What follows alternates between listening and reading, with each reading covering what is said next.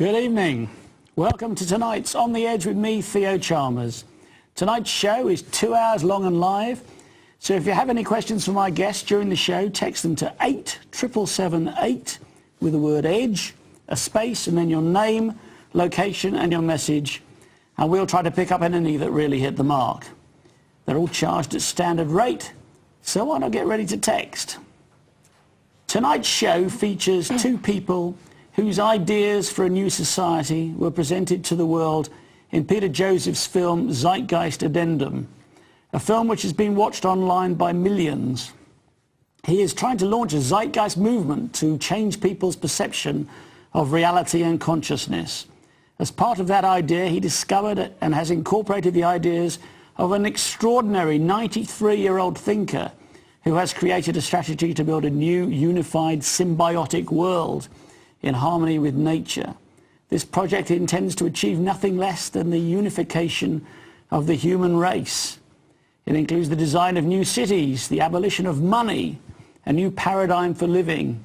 It is called the Venus Project. I am enormously pleased to welcome two guests here on a lecture tour from their 21.5-acre research center located in Venus, Florida. They are founder of the Venus Project, Jacques Fresco, and Roxanne Meadows, who has been with the project for 33 years. What a show we've got tonight. Welcome to you both. Thank you. Thank you, Theo. Nice to be here. I'm glad you can make it. And Jacques, if I could start with you. I know you've been working on this for some time, but you are an extraordinary Renaissance man, aren't you? You've done lots of interesting things in your life. That I don't know, but I've worked on a lot of things. You've designed lots of different things. Yes, I have. And how did you come to conceive of a new society?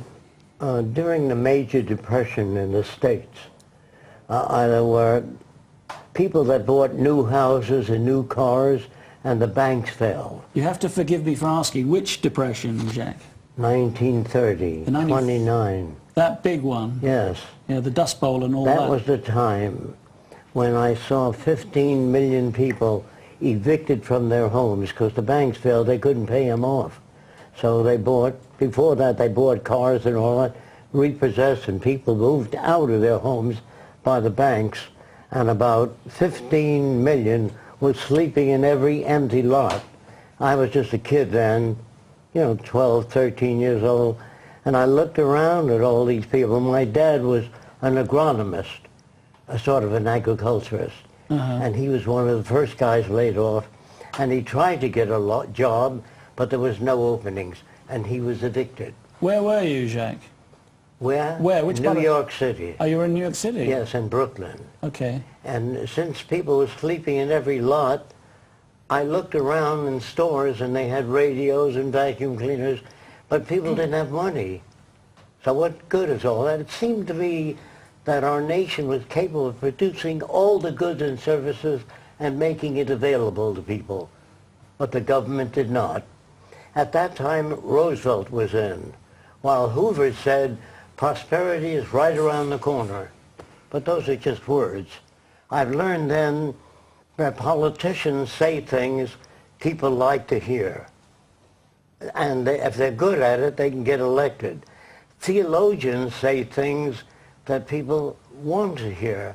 They're there, everything's going to work out all right, don't worry about it, the Lord will provide.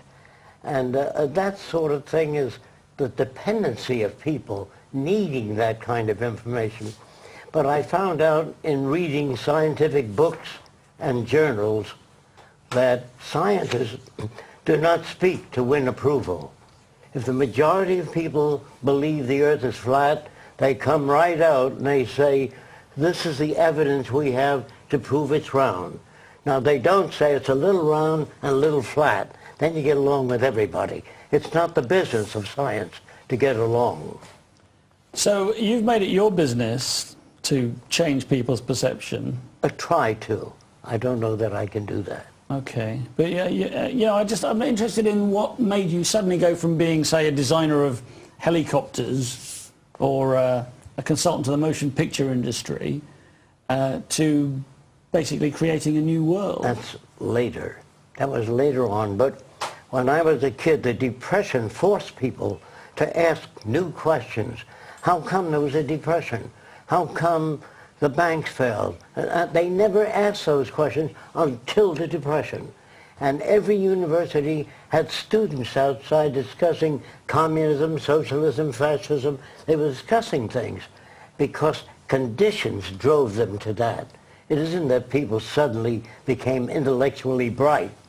Conditions forced that. So I noticed that, so I listened to Nazis. They had the American flag and the swastika. During the Depression, they were talking about how great National Socialism was. Then I listened to socialists, and I asked questions. I said, how will you prevent corruption? They didn't have any answers. Then there was a guy speaking on communism, mankind united, all kinds of ideas, back to the good old days, people growing their own food. But I was standing in front of a communist, and he said, beat it, son. I was just a kid, because there are mostly adults around. I said, no, I want to hear what you've got to say. He said, why? I said, well, I don't believe what the Republicans say about the Democrats or what the Democrats say about the Republicans. I want to hear from a communist what communism is. He said, you can stay. So after about an hour, I said, I want to ask you 10,000 questions. He said, you'll have to go to the YCL. I said, what's that? He said, Young Communist League. I said, where are they? And he gave me an address, and I went there. And there were kids about 10 years old to 17, and they were reading Dostoevsky's book, such as Crime and Punishment, 10-year-olds. They were much brighter than the average child I've ever met. And I stayed there for about an hour. Then I asked the questions. How are you going to prevent corruption in the future? They said, well, when that time comes, we'll work on it. How are you going to house the masses? Well, we'll work on that when that time comes. I said, let's start a technical branch and work on those problems. So the lead guy said to me, you're deviating from the teachings of Marx. You'll have to leave. I said, I didn't come here to hurt anybody. I came here to help. I would help any group of people. So the vice president of the Young Communist League got up and said, let's hear him out. And they kicked us both out. So that was the end of my attempt to reach the communists. Okay. Then I... Can I just interrupt there? Because those questions you just asked those communists, I'm going to ask you those same questions later with regard to your plans. Of course. A new society. I want you to. Good. That's both of us then. Okay, so carry on then. Then I started, and attending religious sessions, the minister said how wonderful the divine plan was. God makes it rain to make the plants grow. So I raised my hand. I said, why does it rain at sea? So he said, hold your hands out, and he beat the daylights out of me.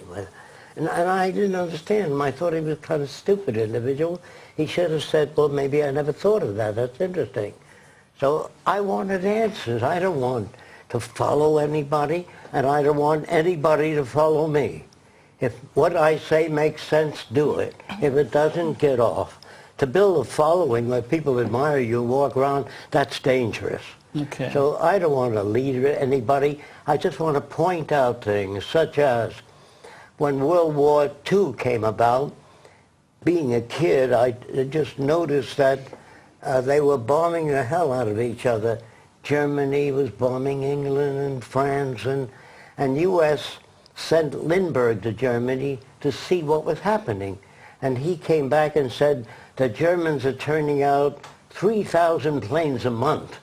And U.S. had 600 first-class fighting aircraft. And that was not enough to engage. So they asked the aircraft companies to expand. They said, hell no. After the war, we're stuck with a big plan. So they gave the aircraft companies the money to expand. America supported 60% of American industry, built it up. And after the war, they gave it back to them for 1 cent to 3 cents on the dollar. That's public funds. They didn't give the public interest in that. And it looked to me very strange.